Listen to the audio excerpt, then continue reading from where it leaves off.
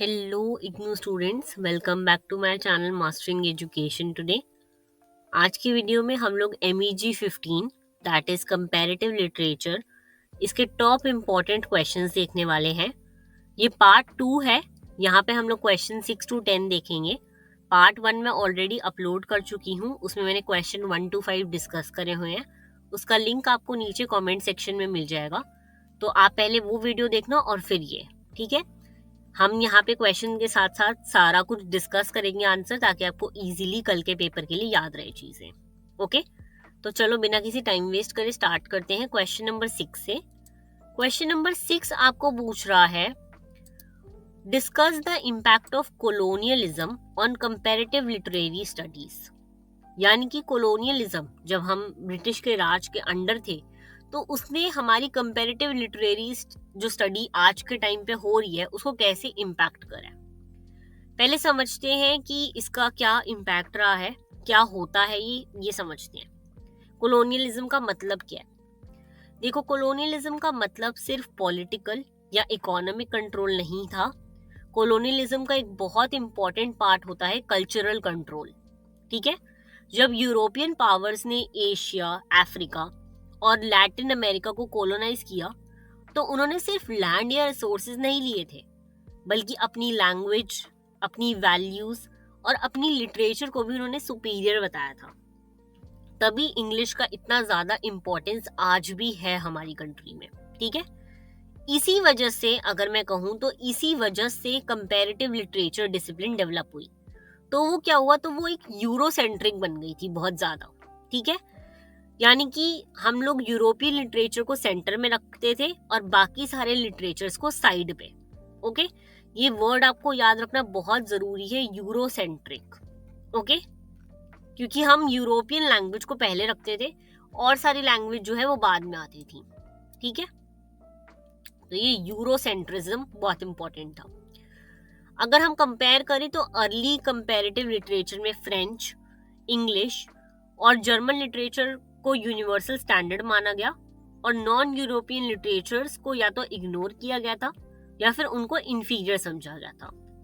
इससे ना एक हायरार्की बन गई थी, जहाँ पे वेस्टर्न लिटरेचर सेंटर में थी और एशियन, अफ्रीकन और लैटिन अमेरिकन लिटरेचर पेरीफेरी में। यानी कि सबसे इंपॉर्टेंट ये European languages, French, English, German, ये इंपॉर्टेंट थी, ये सेंटर में थे और सारी लैंग्वेज आसपास इनके रिवॉल्व करती थी। ओके, फिर आता है लिटरेरी इन्फ्लुएंस का कॉन्सेप्ट। कैसे यहाँ पे इन्फ्लुएंस हुई चीजें। अर्ली स्कॉलर्स ये देखते थे कि यूरोपियन लिटरेचर ने कॉलोनाइज कंट्री के राइटर्स को कैसे इन्फ्लुएंस करा। प्रॉब्लम ये थी कि कॉलोनाइज राइटर्स को सिर्फ इमिटेटर्स के रूप में देखा गया। उनकी ओरिजिनलिटी, उनकी लोकल ट्रेडिशन, ये सब इग्नोर कर दिए गए थे। ठीक है, लेकिन लैंग्वेज का इसमें बहुत बड़ा फैक्टर रहा। कॉलोनियल रूल के टाइम पर यूरोपियन लैंग्वेजेस को प्रेस्टीज मिला। इंग्लिश, फ्रेंच जैसी लैंग्वेजेस एजुकेशन और पब्लिशिंग के मेन लैंग्वेज बन गई। बहुत सारे नॉन वेस्टर्न टेक्स्ट सिर्फ ट्रांसलेशन के थ्रू कंपैरेटिव लिटरेचर में आए, और ट्रांसलेशन में अक्सर कल्चरल मीनिंग जो है लॉस हो जाता है, ये हमने पहले भी पढ़ा है ना। तो कॉलोनियल लिटरेचर में कॉलोनाइज सोसाइटी को अक्सर जो है बहुत ही ज्यादा प्रिमिटिव, बैकवर्ड ऐसा दिखाया गया था। अर्ली कंपैरेटिव लिटरेचर ने इन रिप्रेजेंटेशंस को क्वेश्चन नहीं किया, बल्कि एक्सेप्ट कर लिया था।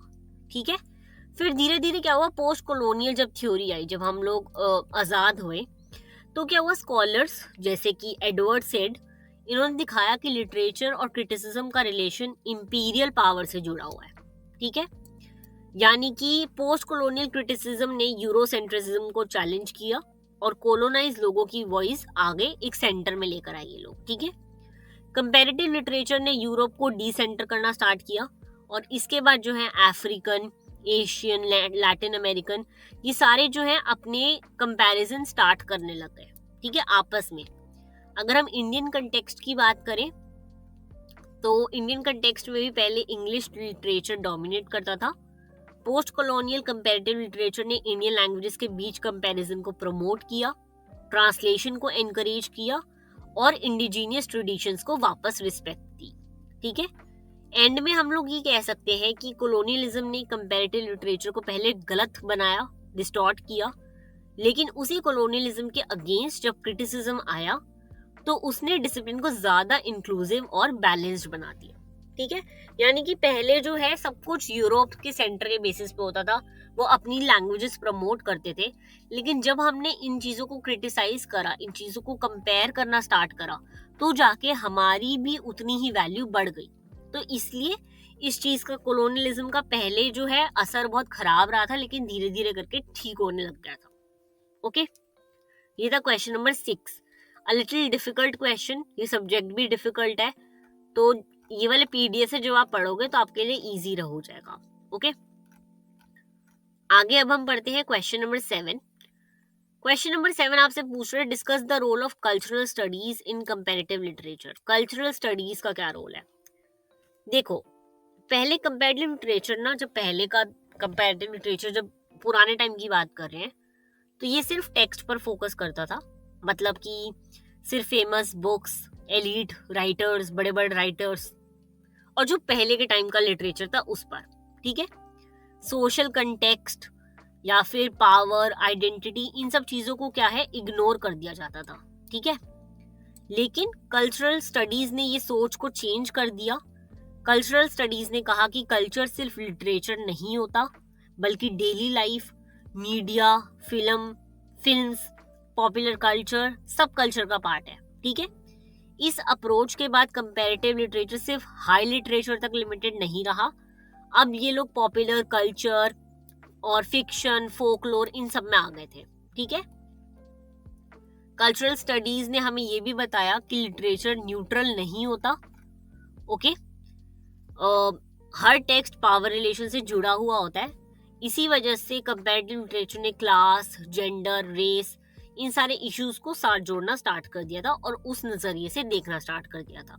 ओके, इसमें मार्जिनलाइज्ड वॉइस का बहुत ज्यादा रोल रहा, यानी कि ऐसे लोगों का जो बहुत लो क्लास से थे, इनका रोल बड़ा इंपॉर्टेंट रहा है, क्योंकि विमेन राइटर, दलित लिटरेचर, इंडिजीनियस नैरेटिव्स, इन सब की जो राइटिंग है पहले इग्नोर हो जाते थे, लेकिन कल्चरल स्टडीज के कैनन ने इन आइडियाज को चैलेंज किया और इनको प्रमोट करना स्टार्ट कर दिया था। ठीक है, बाकी पोस्ट कॉलोनियल कंपैरेटिव लिटरेचर का भी इम्पैक्ट बहुत ज्यादा रहा है कल्चरल स्टडीज पे। कॉलोनियल डिस्कोर्स या फिर आइडेंटिटी, रेजिस्टेंस, ये सब कल्चरल स्टडीज के कॉन्सेप्ट के थ्रू एनालाइज होने लगे थे। ओके, तो अगर हम अब की बात करें तो कंपैरेटिव लिटरेचर अब इंटरडिसिप्लिनरी हो गया। Sociology, anthropology, media studies, politics, ये साथ में लिटरेचर को समझे जाने लग गए, लिटरेचर के साथ कंपेयर कर। ओके, कुछ लोग ये क्रिटिसिज्म भी करते हैं, अभी भी क्रिटिसिज्म की अगर हम बात करें, कि कल्चरल स्टडीज पॉलिटिक्स पर ज्यादा फोकस करता है और एस्थेटिक्स को इग्नोर करता है, लेकिन सपोर्टर्स का कहना है कि लिटरेचर को कल्चर से अलग नहीं किया जा सकता। ऑब्वियसली जो चीजें आपके आसपास हो रही हैं, आप उसको अपने लिटरेचर में रखोगे, ध्यान में रखकर चीजें लिखोगे, वरना कोई भी इंसान रिलेट नहीं कर पाएगा लिटरेचर से। तो इसलिए इन दोनों को साथ में पढ़ना, कल्चर को और लिटरेचर को, जरूरी है। ओके, वेरी इजी क्वेश्चन, एक जनरल भी आंसर आप लिख सकते हो इसमें।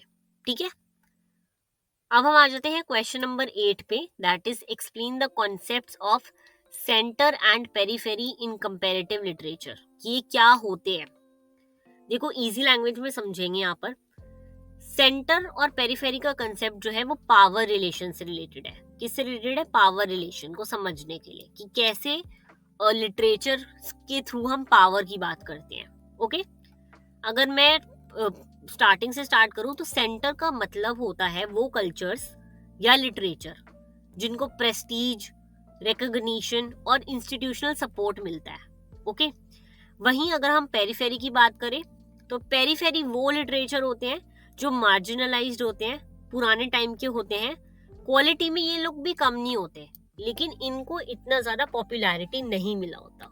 ओके, अभी हमने पहले भी बात करी सेंटर और पेरिफेरी की पीछे क्वेश्चन में, कि यूरोपियन लिटरेचर सारा सेंटर में था और एशियन अफ्रीकन जो था वो पेरिफेरी था।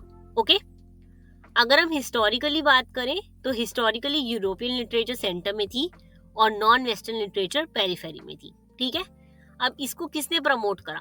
कॉलोनियलिज्म ने इस डिवाइड को बहुत स्ट्रॉन्ग बना दिया था। ठीक है, क्योंकि एजुकेशन, पब्लिशिंग और क्रिटिसिज्म सब कॉलोनियल पावर के कंट्रोल में था। इस वजह से कॉलोनियल लैंग्वेजेस सेंटर बन गई और इंडिजीनियस लैंग्वेजेस जो है वो पेरीफेरी बन गई थी। ठीक है, अगर हम इंडिया की बात करें तो इंडिया में इंग्लिश लिटरेचर एक टाइम पे सेंटर बन गया था और हिंदी, तमिल, बंगाली जैसे लैंग्वेजेस पेरीफेरी में चली गई थी। ठीक है, लेकिन इंडियन लैंग्वेजेस के बीच भी हायरार्की बनी, ट्राइबल और दलित लिटरेचर और ज्यादा मार्जिनलाइज हो गया था पेरीफेरी और सेंटर के कॉन्सेप्ट की वजह से। ठीक है, अब इसमें ट्रांसलेशन ने बहुत बड़ा रोल प्ले करा है। ट्रांसलेशन का रोल बहुत ही इंपॉर्टेंट रहा है। कैसे? ट्रांसलेशन से पेरिफेरल टेक्स्ट सेंटर तक पहुंच सकते हैं, लेकिन अगर ट्रांसलेशन सिर्फ डोमिनेंट लैंग्वेज कंट्रोल करेंगी तो एक इनइक्वालिटी और बढ़ जाती है। बिकॉज आप हर लैंग्वेज को अगर इंग्लिश में ट्रांसलेट कर रहे हो तो आप इंग्लिश की इंपॉर्टेंस ज्यादा कर रहे हो ना।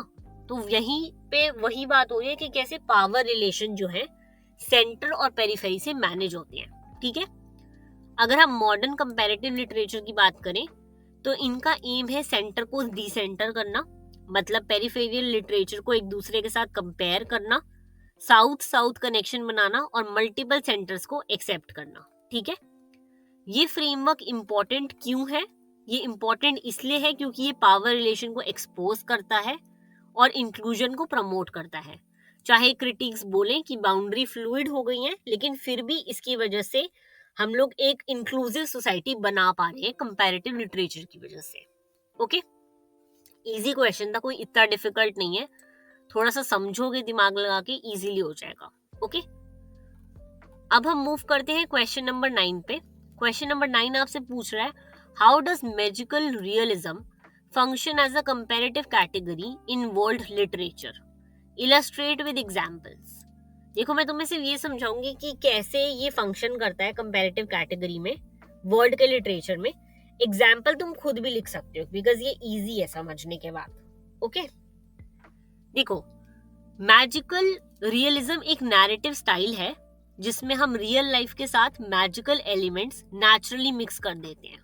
ओके, यानी कि हम कोई नॉर्मल चीज दिखाएंगे लेकिन उसमें कुछ ऐसे कॉन्सेप्ट डाल देंगे जो बस मैजिकल वर्ल्ड में ही हो सकते हैं, असली में पॉसिबल नहीं होते। ठीक है, ये फैंटेसी से अलग होते हैं। क्यों? क्योंकि फैंटेसी इमेजिनरी वर्ल्ड बनाता है जबकि मैजिकल रियलिज्म रियलिटी को और डीपन करता है। यानी कि फैंटेसी पे बेस्ड नहीं है ये। फैंटेसी में ऐसी चीजें होती है जो अनरियल है, लेकिन मैजिकल रियलिज्म में ऐसी चीजें हैं जो हमारी रियलिटी को और दूसरों को सोचने पे मजबूर कर देती है। ओके, अगर हम लैटिन अमेरिका से इनकी बात करें तो लैटिन अमेरिका से शुरू होकर मैजिकल रियलिज्म अफ्रीका, एशिया और साउथ एशिया तक स्प्रेड हुआ, इसलिए कंपैरेटिव लिटरेचर के लिए परफेक्ट कैटेगरी बन गया है। ओके, अगर हम पोस्ट कॉलोनियल सोसाइटीज में मैजिकल रियलिज्म देखें तो इसका यूज हिस्ट्री, ट्रॉमा और इंडिजीनियस बिलीफ को रिप्रेजेंट करने के लिए होता है। जितने भी मिथ हैं, फोकलोर हैं या मेमोरी का यूज करके राइटर्स डोमिनेंट वेस्टर्न रियलिज्म को चैलेंज करते हैं। ओके, वेरी इजी क्वेश्चन, इतना कोई डिफिकल्ट नहीं है। कंपैरेटिव लिटरेचर मैजिकल रियलिज्म के थ्रू ये कंपेयर करता है कि डिफरेंट कल्चर कैसे अपनी रियलिटी को रिप्रेजेंट करते हैं बिना एक दूसरे को कॉपी करे। ओके, यही काम है मैजिकल रियलिज्म का एक कैटेगरी बनाने के लिए। ठीक है, अब यहाँ पे इनके बहुत सारे एग्जाम्पल्स दे रखे हैं, वो आपको खुद याद करने और खुद समझने हैं। ओके, क्योंकि मैंने आपको ये समझा दिया कि कैसे ये फैंटेसी से डिफिकल्ट अलग है, डिफरेंट है, और आपको इसका मतलब बता दिया। ओके, अब हम करते हैं last question, question number 10, that is discuss the importance of shifting perspectives in a study of comparative literature. थोड़ा सा डिफिकल्ट है, इसको ध्यान से सुनना। ओके, देखो, शिफ्टिंग पर्सपेक्टिव का मतलब है लिटरेचर को एक ही नजरिए से नहीं बल्कि मल्टीपल व्यू पॉइंट से देखना। पहले यूरोसेंट्रिक और नेशनल पर्सपेक्टिव डोमिनेट करते थे। ठीक है, हम लोग एक ही नजरिए से देखते थे, इंग्लिश वाले तरीकों से, वेस्टर्न कॉन्सेप्ट से।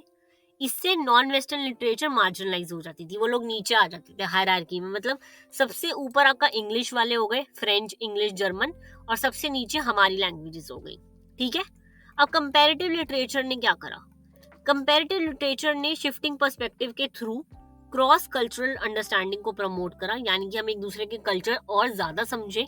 कंपेयर करें लिटरेचर और एक ही लैंग्वेज को प्रमोट ना करें। ओके, ये यूरोसेंट्रिज्म को चैलेंज करता है और नॉन वेस्टर्न टेक्स्ट को उनके अपने कंटेक्स्ट में समझने का चांस देता है। जैसे कि हमारा मीडिया जो है वो बहुत इजीली हेल्प करता है इस चीज को आगे बढ़ाने में, शिफ्टिंग कल्चर को। ओके, अगर हम पोस्ट कॉलोनियल टेक्स्ट वगैरह की बात करें तो पोस्ट कॉलोनियल स्टडीज ने जेंडर स्टडीज और दलित लिटरेचर के लिए शिफ्टिंग पर्सपेक्टिव बहुत जरूरी करा है। ट्रांसलेशन भी बहुत काम आता है इस प्रोसेस में, बिकॉज ये बहुत इंपॉर्टेंट रोल प्ले करता है। अगर चीजें ट्रांसलेट नहीं होंगी तो पढ़नी डिफिकल्ट है, आप हर लैंग्वेज थोड़ी लर्न करोगे, तो इसलिए ट्रांसलेशन का रोल सबसे ज्यादा मैंडेटरी है। ठीक है, आज के ग्लोबलाइज वर्ल्ड में शिफ्टिंग पर्सपेक्टिव के बिना कंपैरेटिव लिटरेचर पॉसिबल ही नहीं है। सबसे बड़ी बात ये आपको लिखना है अपने आंसर में कि शिफ्टिंग पर्सपेक्टिव और comparative literature hand in hand जाते हैं, दोनों एक दूसरे के बिना नहीं चल सकते। ओके, यहाँ पे आपके 10 क्वेश्चन खत्म होते हैं। मैंने 10 के 10 क्वेश्चन बहुत ही इजी लैंग्वेज में समझाने की कोशिश करी है। अब अगर आपको इसका पीडीएफ चाहिए हो तो नीचे कमेंट कर देना पीडीएफ। बाकी मैं इसका जो फर्स्ट पार्ट है वो नीचे कमेंट सेक्शन में लिंक कर दूंगी, तो उसको जरूर देख लेना। Okay, all the very best for your exam tomorrow. मिलते हैं नेक्स्ट वीडियो में।